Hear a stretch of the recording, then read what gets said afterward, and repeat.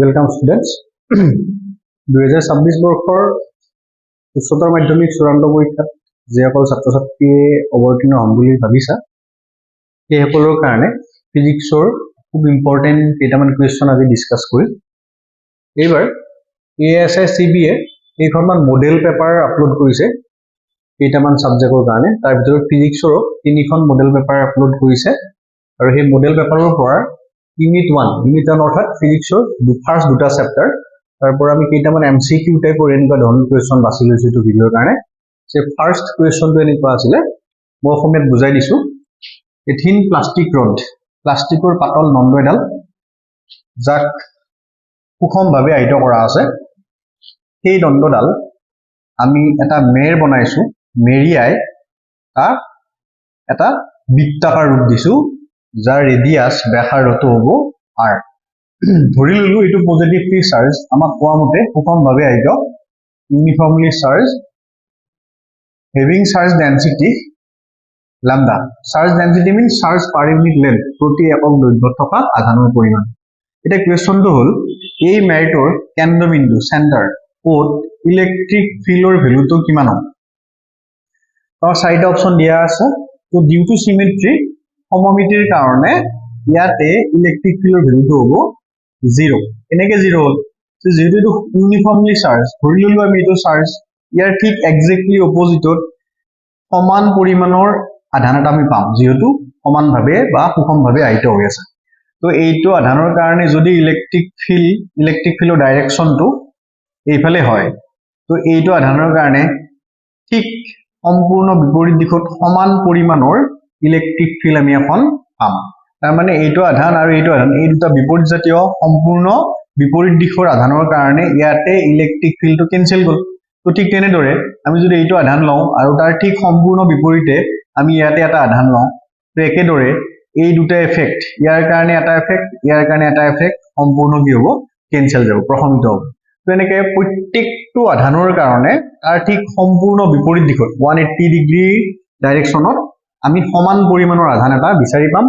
আৰু এনেকে প্ৰত্যেকজোৰা এনেকুৱা আধানৰ কাৰণে ইয়াতে ইলেক্ট্ৰিক ফিল্ডটো পৰস্পৰ প্ৰশমিত হ'ব বা কেনসেল যাব। তো এজ এ ৰিজাল্ট অৱশেষত আমি ইলেক্ট্ৰিক ফিল্ডৰ ভ্যালুটো ইয়াতে কি পাম, 0 পাম। এতিয়া আমি কুৱেশ্যন নম্বৰ 2 ডিসকাস কৰিম। Question number 2, 10 capacitor connected in parallel. আমাক কৈছে 10টা capacitor parallel connection. So first আমি ইকুইভ্যালেন্ট ক্যাপাসিটেন্স উলিয়াম। তো in case of equivalent capacitance in parallel connection, সমান্তৰাল সংযোগ কি হ'ব, এলজেব্ৰিক সামেশন। দ্যাট মিন্স সমান সমান ভ্যালু 10টা আছে, তো 10 into c, এটাৰ ভ্যালু 1 মাইক্ৰোফেৰাড। তো দ্যাট মিন্স 10 মাইক্ৰোফেৰাড এসআই কৰিলে 10 to the power -6 ফেৰাড। আমাক উলিয়াব দিছে গোটেই সজ্জাটোৰ সমতুল্য শক্তিৰ পৰিমাণ, total energy. So U is equal to half C V square. So C equivalent into V square. So half C equivalent 10 into 10 power -6. Voltage দিয়া আছে 100 volt. So square কৰিলে 10 to the power 4.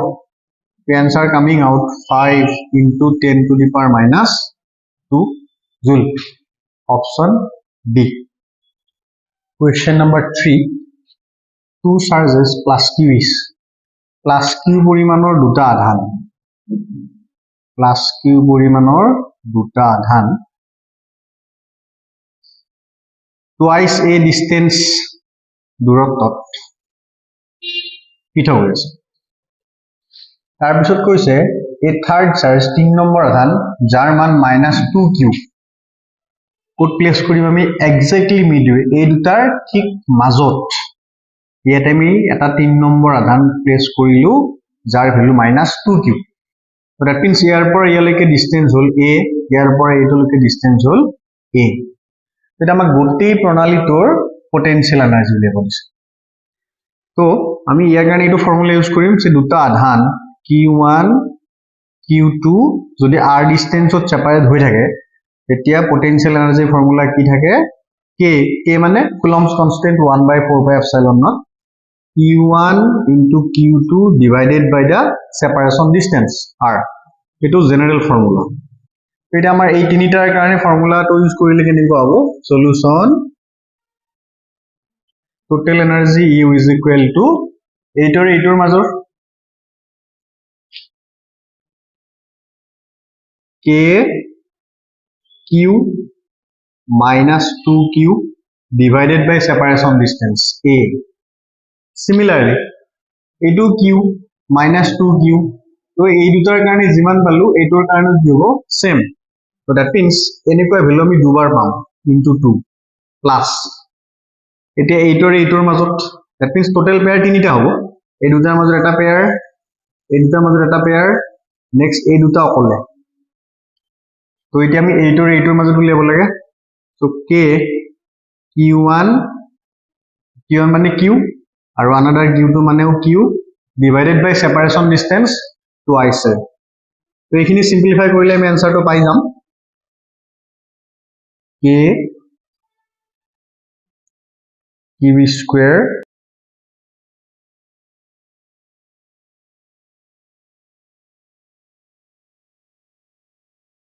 minus 7 Q square.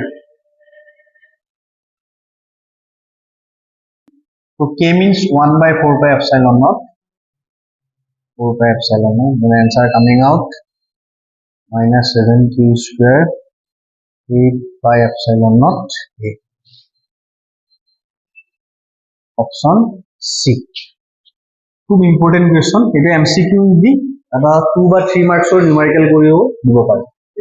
Next question number 4 লৈছো আমি model paper or পৰা আছে website ত গৈ model paper এখন download কৰিলে তোমালোকে question কেইটা পাই যাবা তো next exam ৰ কাৰণে খুব important হ'ব question বিলাক এইটো question আমাক কৈছে two identical small conducting ball B1 and B2 B1 আৰু B2 দুটা ball having charge কিমান কে আছে charge -7 picocoulomb আৰু +4 picocoulomb they are brought in contact with a third identical balls তৃতীয় বল এটা আহিল same identical আগৰ নিচিনা same B1 B2 নিচিনা B3 তো আমাক কোৱা নাই ইনিশিয়ালি কিমান চাৰ্জ আছে সো আমি B3 চাৰ্জ নাজানো they are brought in contact ইয়াৰ পাছত দেখা গল যে আমি কন্টাক্ট কৰিলি ইয়াৰ পিছত কি দেখা গল if the final charge on each ball প্ৰত্যেকটো বলত চাৰ্জৰ পৰিমাণ কিমান কে হৈ গল -2 কে হৈ গল তো B1 ৰ -2 B2 ৰ -2 B3 ৰ -2 এই ইকুৱেশনটো আমি কেনেকৈ সলভ কৰিম আমাক সুধিছে what is the initial charge on B3 তো B3 initial charge মানে Q3 ভ্যালুটো আমি উলিয়াব লাগে তো very simple from the law of conservation of charge isolated system এটাৰ বা অকলশৰীয়া প্ৰণালী এটাৰ total charge বা আধানৰ পৰিমাণটো সদায় constant থাকিব তো অৰ্থাৎ ইনিশিয়ালি ইয়াত যিমান চাৰ্জ আছে সেই চাৰ্জখিনি ফাইনালি কন্টাক্ট কৰাৰ পাছত total চাৰ্জৰ কি হ'ব লাগিব সমান হ'ব লাগিব তো ইনিশিয়াল চাৰ্জ কিমান হ'ব আমাক দিয়া আছে B1 ৰ charge -7 picocoulomb B2 charge +4 picocoulomb B3 চাৰ্জটো আমি নাজানো is equal to total charge পিছত কন্টাক্ট কৰাৰ পাছত -2 কে তিনিটা তো 3 into -2 picocoulomb এটা আমি এইখিনি সিম্পলিফাই কৰিব লাগে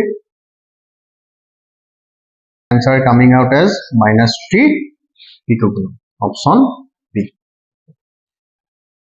next question number 5 question number 5 foot আমাক কি কৈছে two charge particle P and Q having same charge দুটা আইডকণা P আৰু Q যাৰ আধানৰ মানটো সেম আছে কিন্তু মাস ভৰটো বেলেগ বেলেগ এটাৰ ভৰ mp আনটো mp start from rest দুটা আৰম্ভণিতে ৰেষ্টত আছিলে and travel equal distance সমান ট্ৰেভেল কৰিছে ইনে ইউনিফৰ্ম ইলেক্ট্ৰিক ফিল্ড ই পৰিমাণৰ ইলেক্ট্রিক ফিল্ড এখন ওকে তো ফার্স্ট আমি কনসেপ্ট লগ এনেকে তো we know F is equal to Q into E electric ফিল্ডত আহিত কণাই পোৱা ফোৰ্সৰ পৰিমাণ ইলেক্ট্ৰিক ফিল্ড এখনত আহিত কণা এটা থাকিলে বা গতি কৰিলে তাৰ ওপৰত কিমান ফোৰ্সে ক্ৰিয়া কৰিব we know F is equal to Q into E again according to Newton's second law F is equal to ma so that means